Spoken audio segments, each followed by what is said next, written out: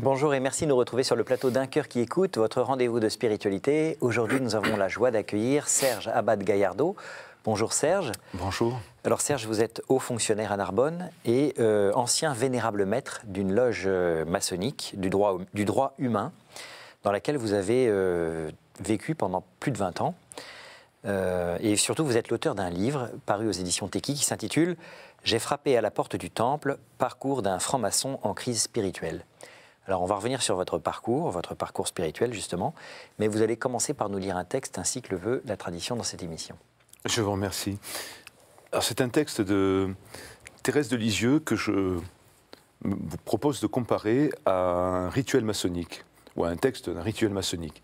Thérèse de Lisieux écrit dans le manuscrit à Mère Marie de Gonzague, « Un savant a dit, donnez-moi un levier, un point d'appui, et je soulèverai le monde. » Ce qu'Archimède n'a pu obtenir parce que sa demande ne s'adressait point à Dieu et qu'elle n'était faite qu'au point de vue matériel, les saints l'ont obtenu dans toute sa plénitude. Le Tout-Puissant leur a donné pour point d'appui lui-même et lui seul, pour levier, l'oraison qui embrase d'un feu d'amour, et c'est ainsi qu'ils ont soulevé le monde, c'est ainsi que les saints, encore militants, le soulèvent et que jusqu'à la fin du monde, les saints à venir le soulèveront aussi. Voilà ce que dit Thérèse de Lisieux sur la force qui peut nous animer et le feu qui peut nous embraser dans notre démarche de foi, notamment à l'occasion d'une oraison. Et voici ce que dit le rituel de l'augmentation au grade de compagnon du rite écossais ancien et accepté, qui est le rite pratiqué au droit humain. La puissance du levier peut être considérable. Elle doit donc impérativement, soumise au contrôle, des normes que l'initié saura imposer. De même, la pensée devient stérile si elle reste prisonnière de l'ignorance, des préjugés et des dogmes. Le levier symbolise la puissance de la pensée libre. Alors, ces deux textes me semblent résumer la démarche que j'essaye de décrire dans mon livre. Très rapidement, Thérèse nous explique que la force que nous pouvons trouver ne vient pas de nous, elle vient de Dieu, elle vient de l'Esprit Saint. A contrario, la franc-maçonnerie estime que la force du levier réside d'abord dans la liberté prise par rapport à tout dogme, et considérant qu'un dogme est une sorte de superstition finalement. Et en même temps, le levier symbolise la puissance de la pensée libre, libre n'ayant pas le même sens pour un franc-maçon que pour un catholique. Dans cette acception de la liberté, le franc-maçon est totalement autonome, c'est-à-dire qu'il se libère de tout ce qui n'est pas sa propre pensée. Voilà. Ici, me semble résumer dans ces deux textes l'incompatibilité fondamentale entre la démarche de la franc-maçonnerie et celle de la foi catholique. Effectivement, très belle démonstration. On va revenir sur votre parcours. Vous êtes entré en franc-maçonnerie en 1989. La première fois que vous êtes arrivé dans une loge, dans un temple franc-maçon, c'était donc à Bastia, en Corse. Vous avez frappé à la porte d'un temple, comme pour reprendre l'expression du titre de votre livre. Qu'est-ce qui vous a amené à pousser cette porte ? Eh bien, la circonstance que j'étais premièrement éloigné de la foi, comme beaucoup de personnes actuellement, que, comme beaucoup de personnes également, j'étais en recherche de réponses sur des questions existentielles que tout le monde se pose. Et il m'a semblé que la franc-maçonnerie pouvait m'en apporter. Vous aviez à l'époque une trentaine d'années, vous étiez jeune architecte. C'est le symbolisme aussi qui vous a attiré. Alors, oui. Du fait de vos études d'architecture, c'est ça. C'est d'ailleurs à la faveur d'une discussion avec un agent immobilier que vous connaissiez, en voyant un livre sur les symboles, il vous a proposé de voir ce que qu'était la franc-maçonnerie. Oui, c'est vrai que le symbolisme dans l'architecture est quelque chose de très prégnant. C'est ce qui caractérise l'œuvre de l'architecte, généralement. Et en même temps, c'est une accroche possible à la tentative de répondre à des questions qu'on se pose. Parce que le symbole, c'est quelque chose de mystérieux, de secret. Et on m'a fait comprendre à l'époque que dans le symbolisme résidait la réponse ultime à la question que tout le monde se pose, à savoir qu'est-ce que je fais sur Terre et pourquoi surtout en ai-je conscience? Alors, dans votre livre, vous racontez par le menu le rituel qui se déroule quand on est initié en franc-maçonnerie. Qu'est-ce que ce rituel qui est très chargé? On vous bande les yeux, vous vous dirigez à tâtons dans différents... Enfin, vous imaginez un décor fantasmagorique qui n'est pas vraiment là d'ailleurs. Il y a toute une forme de symbolisme, un peu de pacotille. Il y a beaucoup de phrases qui sont presque des parodies de l'Évangile. Frappez et l'on vous ouvrira, que la lumière lui soit donnée. Enfin, il y a beaucoup de choses qui font référence finalement à l'Évangile. Qu'est-ce que ça vous inspire avec le recul, tout ce rituel? Alors, je me suis rendu compte, et ça a été une des raisons pour lesquelles j'ai quitté la franc-maçonnerie. La franc-maçonnerie me semble non pas s'inspirer, mais parodier un certain nombre de rituels. Pas seulement la liturgie catholique ou les termes bibliques. Elle le fait également avec la Kabbale, avec l'alchimie. Alors, quand je dis parodier, je pourrais paraître un petit peu excessif, mais ça n'est pas qu'une parodie. En fait, la franc-maçonnerie se réfère à ce qu'on appelle une tradition primordiale. S'il y a une croyance dans la franc-maçonnerie, c'est celle en une tradition initiale qui contiendrait tous les secrets de l'existence, au sens les plus métaphysiques, et les religions diverses, le judaïsme, l'islam et le catholicisme, bien entendu, ou la religion chrétienne au sens large, auraient parodié cette tradition primordiale et la franc-maçonnerie serait la seule gardienne de cette tradition initiatique. Alors, on peut tout de suite dire que le père Joseph-Marie Verlaine, dans un excellent livre qui s'appelle « Quand le voile se déchire », réduit à néant cette hypothèse. En fait, il y a une sorte de folklore. Et pour des gens qui sont un peu perdus, je crois que notre société est un peu perdue aujourd'hui, elle est en perte de repères. Pour des gens un peu perdus, bien cette espèce de folklore peut être attractif. Alors il y a un autre aspect qui est très attirant, enfin, c'est ce que vous évoquez, il y a le folklore, mais il y a aussi ce fameux secret auquel on va être initié, soi-disant, progressivement au fur et à mesure des augmentations de grade dans le parcours initiatique de la franc-maçonnerie. Vous révélez dans votre livre un certain nombre de ces secrets, ne serait-ce que les secrets de ces rites d'initiation successifs. Alors que vous êtes censé protéger ces secrets, lors de votre initiation, vous avez répété, alors ça m'a impressionné, moi, les phrases que vous êtes censé dire. Je préférerais avoir la gorge coupée plutôt que manquer à ce serment. Quand vous êtes initié au grade de compagnon, vous devez vous écrier « Si je devenais parjure, puissais-je avoir le cœur arraché pour qu'il ne soit plus question de moi parmi les maçons ?» Vous n'avez jamais craint pour votre vie, après avoir quitté la franc-maçonnerie, puis surtout publié ce livre où vous révélez un certain nombre de secrets? Alors, on reviendra au secret si vous le voulez bien par la suite, effectivement, parce que ce n'est pas le fond de la question que vous me posez, me semble-t-il. Ce que vous me demandez, c'est y a-t-il eu des conséquences à mon départ? Alors, je vais vous répondre de deux manières. Il y a une conséquence à mon départ, il y a une conséquence à mon livre. La conséquence à mon départ, elle est très simple. Des personnes qui étaient mes frères et mes sœurs depuis plus de 10 ans, voire pour certains depuis plus longtemps, ailleurs qu'à Narbonne, eh bien, m'ont fermé leurs portes.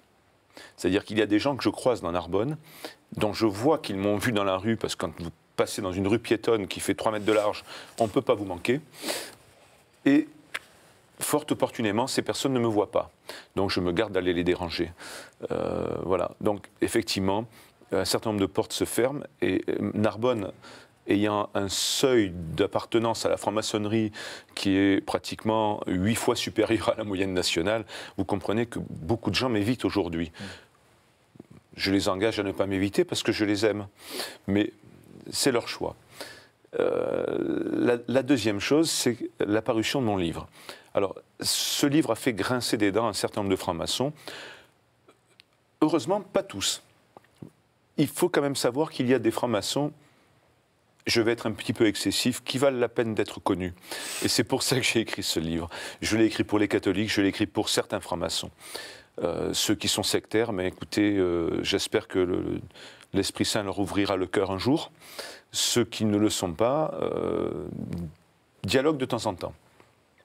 Eh bien, ce livre m'a valu des insultes publiques dans un journal, à la suite d'un article tout à fait neutre, où le journaliste faisait son travail de journaliste. Et il y avait un blog. Et dans ce blog, il y a un certain nombre d'insultes qui m'ont été adressées, traître, parjure, etc. Heureusement, il y a eu des réponses, des gens qui ont répondu et qui ont remis les pendules à l'heure. J'ai eu des insultes également lors de conférences, ou du moins des propos insultants, pas des insultes aussi directs, mais des propos insultants et agressifs, auxquels j'ai répondu par le discours des béatitudes, pour leur montrer que la tolérance n'est pas celle qu'ils veulent bien nous faire croire qu'elle est. Je crois que la tolérance maçonnique, en tout cas dans ce cas-là, a montré ses limites, contrairement à l'amour du Christ qui est infini, et sur lequel je me suis appuyé. Et dernièrement, on m'a fait comprendre que je pourrais avoir des ennuis. Voilà. Alors ça a été indirect, parce que vous savez, les gens qui menacent, ce ne sont pas très courageux. Voilà. Bon, cela étant, ça n'est pas gênant. Vous savez, moi je crains ce qui peut tuer l'âme. Le reste m'importe peu. Alors vous reconnaissez vous-même que c'est la curiosité qui en partie vous a lancé sur ce chemin de la franc-maçonnerie. C'est un puissant moteur, vous dites, et je l'ai expérimenté un peu à vos dépens. De fait, hein, c'est ce que vous expliquez dans votre livre, ce qui fait qu'on reste assez longtemps en franc-maçonnerie, c'est la perspective d'être initié à ce fameux secret des secrets, ce secret des origines, et qu'on est censé découvrir au fur et à mesure de son ascension dans la hiérarchie. Vous avez été très déçu quand vous avez découvert ce fameux secret. Vous avez eu l'impression qu'on vous a envoyé un certain nombre de fois finalement des évidences, notamment dans le domaine de l'architecture, qui était votre domaine. Bon. Afin de nous épargner d'avoir à faire 20 ans comme vous en franc-maçonnerie, quel est ce fameux secret alors? Alors, tout d'abord, je vais vous dissuader de faire 20 ans en franc-maçonnerie. Je vais répondre. La question que vous me posez est assez complexe. Je dirais dans le temps qui m'est imparti. Autrement, on peut développer et prendre point par point, mais ça serait un petit peu trop long. Peut-être pas 20 ans, mais oui. Largement le cadre de l'émission. Bien, tout d'abord, le secret prend plusieurs formes. Il y a un secret, on va dire, qui relève de la curiosité et qui relève du merchandising. Et ça, je ne l'invente pas, ça ressort clairement d'une partie du rituel du 12e degré qui se trouve dans les hauts grades. Où il me semble c'est ou 4e degré, pardon, 4e degré, dans les hauts grades, peu importe, je ne l'ai plus en tête. Où, à un moment donné, il est question de quelqu'un qui pourrait surprendre les travaux. Et où on dit finalement, mais si c'est quelqu'un de bien, finalement ce secret va l'attirer vers nous. Donc il y a quelque chose d'un petit peu commercial. Et je suis tombé dans ce piège. Effectivement, je crois que l'un des principaux défauts de l'être humain, c'est l'orgueil, la convoitise, l'envie. Et derrière tout ça, il y a la curiosité également. Donc on vous fait miroiter des choses pour attirer, un petit peu comme la lumière d'une ampoule attire les papillons. Vous avez remarqué que le soleil n'attire jamais les papillons, le vrai soleil. Mais la lumière d'une ampoule, oui. Mais là c'est pareil, c'est un secret un peu factice qu'on vous fait miroiter.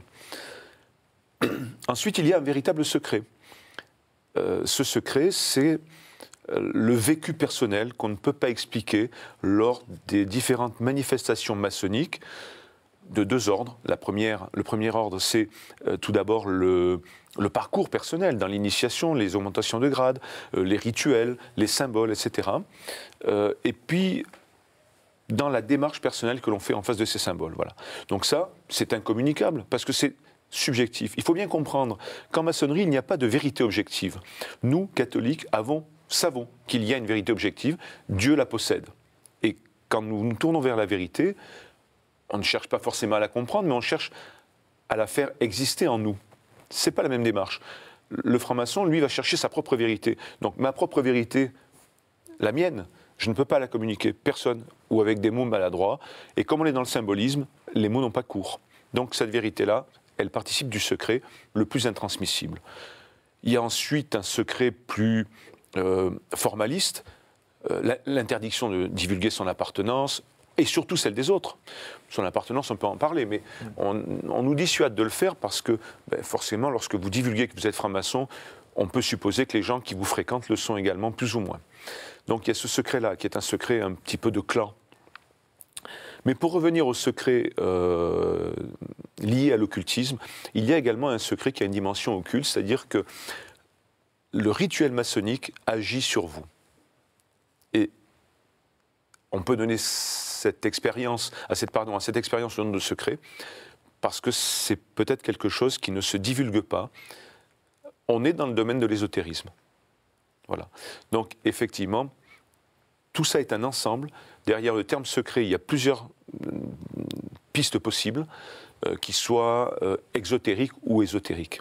Alors, dans votre livre, vous évoquez un moment ce fameux secret comme étant tu as en toi la réponse, tu es la réponse. Hein. En gros, ne cherche pas ailleurs. Finalement, le secret, voilà. Bingo, c'est en toi qu'il est. Voilà. Ça fait un peu fin de navet de cinéma quand même. Enfin, c'est pas très épais. Ça fait. Ah mais je serais plus méchant que vous. Je dirais que sur le plan philosophique, c'est une tautologie. C'est-à-dire que quand quelque chose se définit par soi-même, en philosophie, c'est une tautologie. On ne peut pas définir quelque chose par soi-même. La franc-maçonnerie est spécialiste de la tautologie. À un moment donné, le bonheur, tel qu'il est décrit en franc-maçonnerie, la franc-maçonnerie elle-même se décrit comme une institution qui ne procède que d'elle-même. Donc c'est comme si vous me demandiez qui je suis, et je vous disais, mais je suis celui que je suis. Alors, il y en a un qui a dit ça, hein, mais c'est Dieu. Je suis celui qui est. Ouais. Lui, il n'est pas dans le domaine de la tautologie, il est dans le domaine de la divinité, de la sublimation, de la transcendance. Mais lorsqu'un homme dit « je suis celui qui suis moi-même », c'est d'une prétention, d'un orgueil. Voilà. Alors, la différence du coup entre le secret, tel que le vit la franc-maçonnerie, et puis le mystère qui habite l'Église. Eh bien, on y est complètement, à travers l'exemple que vous citez. Le secret est quelque chose que je vais tenter de m'approprier, finalement, je vais essayer de devenir l'égal de Dieu. Puisque le maître maçon est un individu qui, grâce ou par la portée de l'initiation, le terme de grâce est impropre, mais par la portée d'initiation, par l'action de l'initiation, va avoir une vision des choses, on va dire, peut-être supérieure à la moyenne des gens. Et il va avoir sa propre vérité. Il va non pas attendre la lumière, mais il va l'apporter, il va marcher vers cette lumière. Et donc il a une démarche tout à fait personnelle, autonome, voilà, autonome, indépendante. Il a son propre jugement. La liberté, c'est ça en franc-maçonnerie. C'est pas la différence entre le bien et le mal.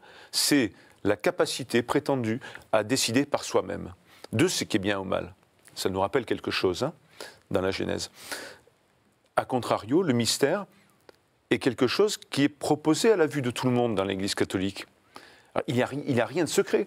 Il y a des choses incompréhensibles, mais ça n'est pas secret. Alors qu'en franc-maçonnerie, on phosphore sur des tas de choses, finalement on s'évade, on part dans des tas de directions, on ne sait pas jamais si c'est la bonne, alors que dans l'Église, on vous parle d'un mystère, c'est le mystère divin. Effectivement, Dieu merci, il existe et il n'est pas atteignable. Mais il a été révélé. La différence essentielle est là. C'est-à-dire que d'un côté, vous avez Dieu qui révèle à l'homme l'existence du mystère, avec son Fils bien-aimé qui vient mourir sur la croix pour donner la parole. De l'autre côté, vous avez la franc-maçonnerie qui prétend détenir des mystères occultes et qui les détient, croyez-moi, dans les hauts grades on s'en aperçoit, et même dans les grades basiques, les loges bleues, sans qu'on le sache, mais qui en même temps est constitué d'une foule de chemins qui ne mènent jamais à la vérité ultime, en tout cas jamais à la transcendance. Alors vous-même, ce qui va être intéressant maintenant, c'est peut-être de voir votre chemin, comment vous en êtes sorti. Ça commence en 2002, alors que vous êtes encore à Antibes. Vous faites une rencontre très forte avec un prêtre franciscain. Est-ce que vous pouvez nous raconter qu'est-ce qui s'est passé? Oui. Allez, ça a été un peu folklorique, je dirais. Parce que, bien écoutez, le fond de la question, pourquoi j'ai quitté la franc-maçonnerie? Ça a mis du temps. Alors, j'y suis resté 24 ans. Peut-être, diront certains, parce que j'étais naïf. Moi, je crois à une toute autre chose. Je crois à la providence. Et je pense que le Seigneur a voulu que j'y reste si longtemps, m'a peut-être pas ouvert les yeux à temps, pour que je sois aujourd'hui légitime à parler de la franc-maçonnerie. Quelqu'un un jour m'a dit, mais vous n'avez rien compris. Je dis, mais attendez, peut-être, c'est possible. En attendant, si vous dites ça, c'est une insulte à toutes les personnes qui m'ont élu, vénérable maître, officier, coopté dans les hauts grades, etc. Donc, je pense y avoir compris quelque chose. Donc, j'y suis resté longtemps. Et j'ai mis du temps à en sortir, parce que j'ai mis du temps à revenir à la foi. J'ai résisté. Vous savez, je me souviens d'un passage, il me vient à l'esprit un passage de l'Évangile où Jésus tourne ses yeux vers les pharisiens et leur jette un regard de colère devant leur cœur endurci. Voilà. Donc, j'en suis sorti parce que je rencontre ce prêtre et il m'a parlé avec des mots qui m'ont rappelé les mots de la franc-maçonnerie. Très rapidement, je me suis rendu compte qu'il y avait une similitude formelle, mais une divergence fondamentale. Alors, cette rencontre avec ce prêtre-là, vous avez le sentiment, au moment où il vous parle, un peu de la présence du Christ à vos côtés. Ça va être quelque chose qui va vous marquer assez fortement.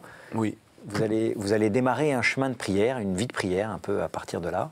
Oui. Et c'est quelques années plus tard, en 2005, à Narbonne, alors que vous êtes recueilli dans la cathédrale de Narbonne, justement, que vous allez faire une autre expérience très forte de Dieu. C'est quoi cette expérience que vous allez faire à ce moment-là? Alors, j'ai eu beaucoup de mal à l'exprimer parce que je suis, comme tous les bavards, quelqu'un de très pudique. J'essaye de noyer mes sentiments et ma timidité derrière les mots. Cette expérience, finalement, c'est l'homme devant Dieu et devant son immensité. Et la prise de conscience de notre propre petitesse. Et je pensais m'éloigner du Christ à ce moment-là. Probablement étais-je en train de m'éloigner. Et je lui pose la question en pensée. Et là, j'entends sa réponse. De la même manière que j'entends votre voix. Ce n'est pas moi qui m'éloigne de toi, c'est toi qui t'éloignes de moi. J'ai cru en tomber par terre de ma chaise, du banc de la chapelle dans laquelle je me trouvais. Je n'en ai parlé à personne parce que j'étais complètement ébahi. Et c'était à peine crédible. Voilà. Donc cette expérience m'a complètement bouleversé. On s'aperçoit dans mon parcours, alors je ne raconte pas tout ce que j'ai vécu dans mon livre parce que j'en parlerai probablement un jour, mais c'est vrai que je crois que j'ai tellement résisté que le bon Dieu, à chaque fois, est monté d'un cran dans la révélation de sa présence. Voilà. Oui, de fait, après ça, vous allez vivre un pèlerinage à Lourdes avec votre famille, où vous allez vivre aussi une grâce assez exceptionnelle. Et puis c'est finalement une semaine de retraite à l'abbaye de la Grâce qui va vous amener à prendre cette décision de quitter la franc-maçonnerie. Oui, effectivement. Ce qui se passe à Lourdes est plus qu'exceptionnel. Et donc je le décris assez bien dans le livre. C'était tellement fort qu'à ce moment-là, je me suis dit, c'est pas possible. Je peux avoir des acouphènes, mais là, je peux pas avoir en plus des acouphènes une déficience physiologique au niveau des jambes. C'est pas possible. Donc je me suis dit, là, il faut que je fasse, comme on dit dans le langage vulgaire, un break, que je réfléchisse à tout ce qui se passe. Et donc je vais à l'abbaye de la Grâce. Je n'ai parlé de tout ça à personne, mais je me suis retrouvé en face du Christ. Et là, effectivement, vous savez, il se passe des choses qui ne sont pas forcément traduisibles par des mots. Quand le Père Michel explique que j'ai pleuré devant le Christ, je crois que j'ai pleuré et que mes larmes étaient les siennes. Voilà. Il y a eu une communion très forte qui m'a ramené sur le chemin de la foi. Alors malheureusement, on n'aura pas. Il faut se plonger dans le livre. Dans le livre, vous racontez très bien effectivement toutes ces expériences. On va devoir terminer l'émission. Je vais prendre les 3 questions rituelles que je pose à chacun de mes invités. Tout d'abord, quel conseil donneriez-vous à quelqu'un, peut-être un franc-maçon d'ailleurs, qui vous dirait « J'ai envie de rencontrer Dieu, par quoi dois-je commencer » Alors, je vous répondrai rapidement par ce que j'ai répondu dernièrement à un franc-maçon qui a fait une intervention un petit peu acide au sujet du livre. Je lui propose soit de venir me rencontrer, soit d'aller voir quelqu'un qui peut l'amener à une oraison, qui peut l'amener, par exemple, aussi à une adoration du Saint-Sacrement. Et à passer ce moment de communion avec Dieu. Parce que finalement, c'est très simple. Et c'est pour ça que c'est compliqué. rencontrer Dieu, c'est une question de cœur. Il suffit d'ouvrir son cœur et Dieu est présent. C'est bien plus simple que ce chemin ésotérique, occulte, compliqué, qui ne mène à rien. Et donc, effectivement, je proposerai à un franc-maçon, notamment, mais pas seulement, à des gens qui sont catholiques, mais loin de la foi, par exemple, et qui voudraient chercher des réponses là où il n'y en a pas. Quel est votre héros, votre saint, la personne que vous trouvez admirable? Admirable, tous et toutes. Mais je dirais que j'ai une dévotion particulière pour Thérèse de Lisieux parce que je lui dois énormément. Il y a une succession de saints qui sont intervenus dans ma vie et qui m'ont ramené petit à petit à la foi. Le curé d'Ars, Thérèse d'Avila, Thérèse de Lisieux qui, elle, m'a amené jusqu'à Lourdes, et Sainte Bernadette. Au jour du jugement, qu'aimeriez-vous que Dieu vous dise? Quelle question difficile. Je préférais qu'il me pose une question et je lui répondrai « je t'aime ». Merci beaucoup Serge. Je rappelle que vous êtes ancien vénérable maître d'une loge maçonnique du droit humain, que vous avez passé plus de 20 ans de votre vie dans cette loge et que vous êtes l'auteur d'un livre publié aux éditions Teki qui s'intitule « J'ai frappé à la porte du temple, parcours d'un franc-maçon en crise spirituelle ». Merci d'avoir accepté notre invitation. Merci de m'avoir invité. Si vous voulez revoir cette émission, vous pouvez le faire en allant sur le site internet de KTO, www.ktotv.com. Sinon, nous nous retrouvons la semaine prochaine pour une nouvelle émission.